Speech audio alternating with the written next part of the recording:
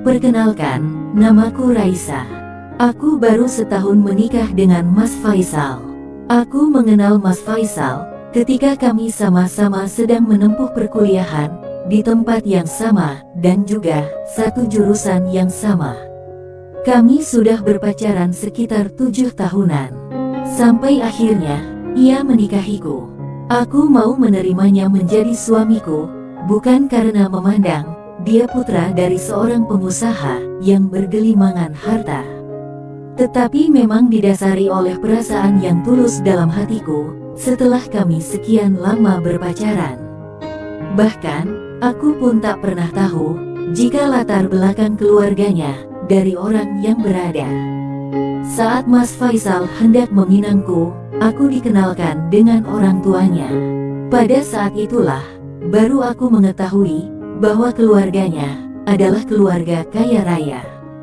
Dan pada saat itu pula, aku baru mengetahui bahwa ibunya Mas Faisal sedang sakit. Karena memang, sekian lama berpacaran, aku tak pernah dikenalkan dengan keluarganya. Saat itu, ibu Mas Faisal berkata padaku, "Nak, ibu dan bapak sudah menyetujui kalian. Ibu juga mungkin gak bisa menunggu lebih lama dengan kondisi ibu yang seperti ini, jadi kalian harus segera menikah." Ada rasa dilema di benakku, antara sedih atau bahagia mendengar apa yang diucapkan oleh ibu Mas Faisal. "Baik Bu, secepatnya kami akan melangsungkan pernikahan. Yang terpenting sekarang adalah kesehatan ibu." Aku mencoba menenangkan beliau. Akan tetapi, dari perkenalan itu, ada yang membuat diriku agak sedikit grogi dengan tatapan ayah Mas Faisal yang membuatku salah tingkah. Ia menatapku dengan tatapan yang penuh arti dan tak dapat ku mengerti. Aku memang dikaruniai kelebihan yang bisa dibilang hampir sempurna. Apalagi jika berbicara tentang postur yang kumiliki, pasti semua pria akan terpesona. Bahkan teman-teman kampusku dulu tak sedikit yang kagum denganku. Walau demikian, ayah Mas Faisal tetap bersikap sopan. Singkat cerita, pernikahan kami berlangsung dengan mewah di sebuah gedung pesta pernikahan. Di sela-sela pesta, ayah mertuaku sempat berkata, "Faisal pasti sangat beruntung mendapatkan kamu, sangatlah bodoh kalau ia tidak bisa membahagiakan dirimu." Aku hanya tersipu mendengar pujian ayah mertuaku tersebut tanpa bisa mengartikan maksud apa di balik perkataannya itu. Ayah Mas Faisal bernama Pak Firman, beliau berusia 52 tahun. Walau begitu, beliau masih tampak bugar, bahkan pesonanya membuatku tak percaya jika ia sudah berkepala 5. Sempat pula beliau berfoto denganku dan saat acara resepsi berlangsung. Ia berada di sampingku, dan saat aku menoleh, sebuah perasaan canggung hadir di benakku. Aku tak tahu perasaan apa yang muncul. Namun yang pasti, segera ku buang jauh perasaan itu. Mengingat, beliau sebentar lagi sudah menjadi ayah mertuaku.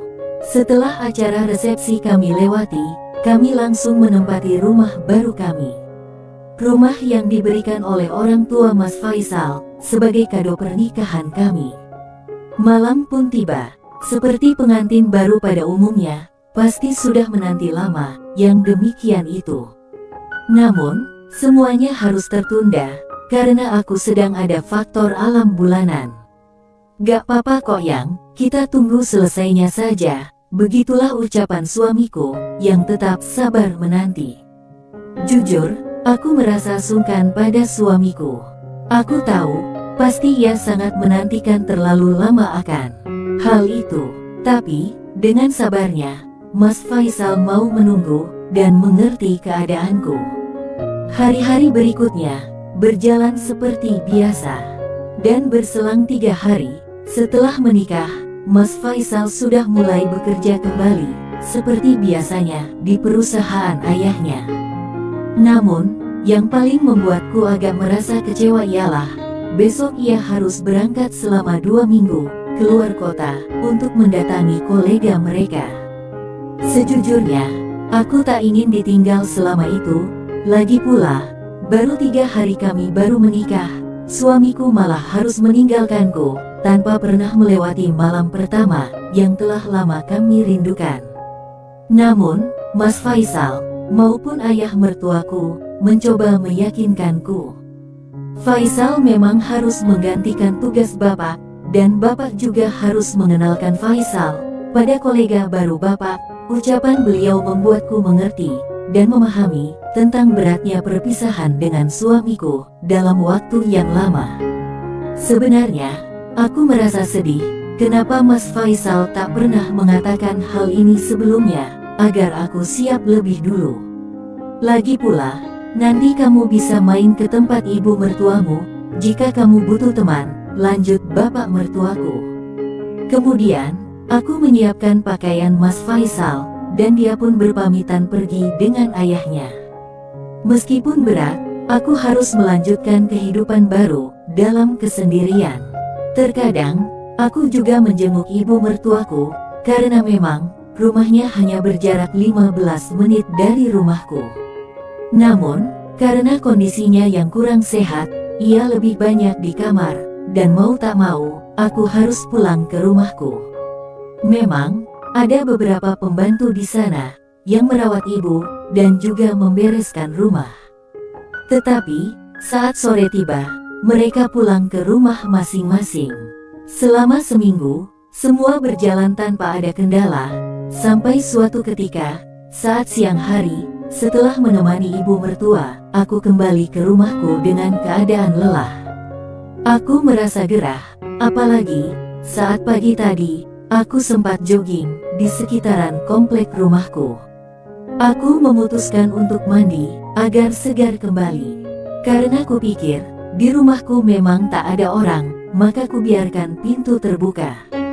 Namun, selang beberapa saat, aku mendengar suara langkah kaki di rumahku. Aku segera menyudahinya, dan memeriksa, untuk memastikan, asal sumber suara langkah yang kudengar itu. Dengan tergesa-gesa, aku berjalan ke arah pintu, namun tak kutemukan seseorang di sana. Akhirnya, aku berjalan menuju kamarku. Akan tetapi, saat aku berjalan beberapa langkah, aku dikagetkan oleh suara yang tak asing bagiku. Aku tak menyadari, jika ayah mertuaku sudah berdiri di belakangku. "Bapak lagi apa di sini, Pak?" ujarku heran. Beliau tersenyum sesaat, sambil memperhatikanku, dengan pandangan yang penuh makna. Aku mulai panik. Beliau, seakan mencoba meruntuhkan kesetiaan, yang selama ini kujaga, untuk suamiku. Aku mencoba berontak, tapi, entah mengapa, hati dan perasaanku, seolah tak ingin menolak pelaksanaan itu. Hingga akhirnya, aku kalah, dan menyerah oleh perasaan, yang seharusnya tidak boleh ku bagi pada orang lain, apalagi ayah mertuaku sendiri.